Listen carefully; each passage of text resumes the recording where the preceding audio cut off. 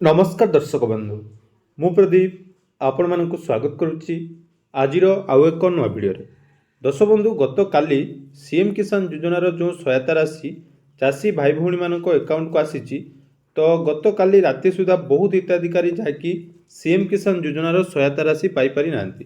बहुत जनकर सबुकिछि ठीक थाई मध्य सीएम किसान योजनार सहायता राशि आसी नहीं।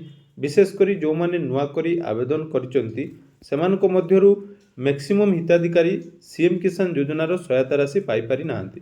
तेणु सीएम किसान योजनार जो सहायता राशि एथर प्रदान करा जायछि पूर्व थर अपेक्षा एथर 10 लाख कम हिताधिकारी को सीएम किसान योजनार सहायता राशि मिली। ए विषय में आपण मैंने जानिथिबे जे गत थर 51 लाख हिताधिकारी को सीएम किसान योजनार सहायता राशि मिलता बेले एथर 41,68,582 जन हिताधिकारी को सीएम किसान योजनार सहायता राशि मिली। तेणु जदि आपण मानकर गत काली सीएम किसान योजनार टंका आसी नाही ताले आज आपण मानक मध्यरु किछि हिताधिकारी टंका आसीबो।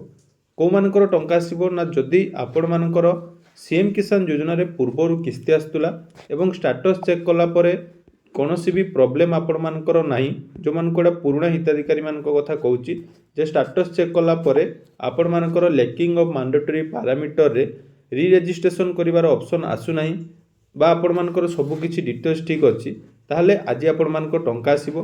तो काली टंका न आसीबार कारण गुटे रहिछि जदि बैंक रो सर्वर इश्यू पई बहुत हिताधिकारी टंका आसेनी किछि समय विलंबर टंका आसे। तेणु से हिताधिकारी माने आज जहाँकि टंका पाइबे। एबे रहिला नुआ हिताधिकारी कथा।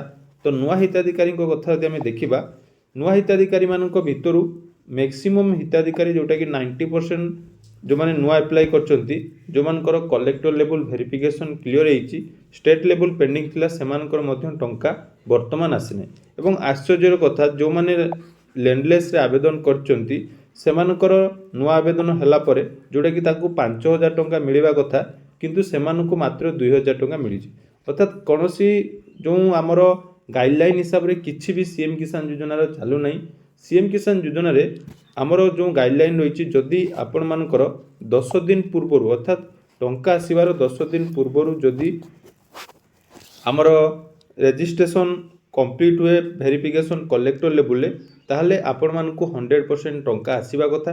किंतु गत थर जो प्रॉब्लम टी हेई नथिला एथर सेही प्रॉब्लम टी हेईची जे समस्तंकर कलेक्टर लेवल पेंडिंग क्लियर हेइतिले मध्य सेमानकु टंका दिया जाई नाही।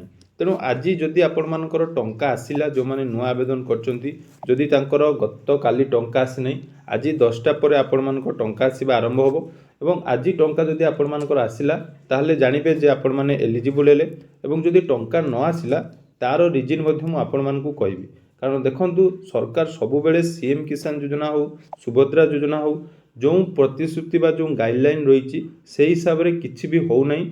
एवं उपमुख्यमंत्री जो रही आमर कनकवर्धन सिंहदेव काली गोटे बाइट आपते जोटा कि मुझे शुणिली जोटा कि गोटे हास्यास्पद कथा जे से आपण मानकर कहले जे एथर जो हिताधिकारी 10 लाख कटिचंती सेमानकर मेन कारण ई केवाईसी।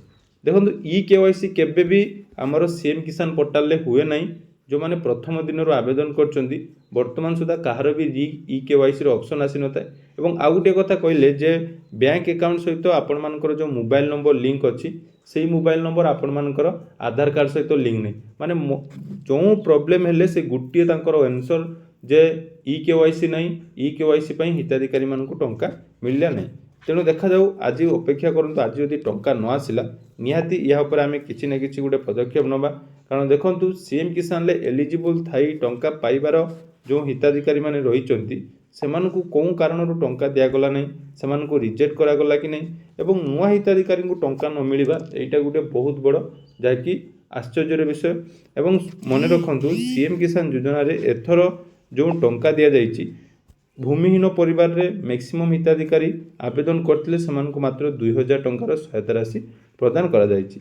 तेणु जदि आपण मानकर गत काली टंका आसी नाही ताले आज आपण माने निज निजर बैंक अकाउंट स्टेटमेंट मध्य चेक करि परिबे। या सहित डीबीटी को बैंक रे जदि चेंज हो जाइछि से डीबीटी लिंक थिबा बैंक मध्य आपण माने चेक करंतु।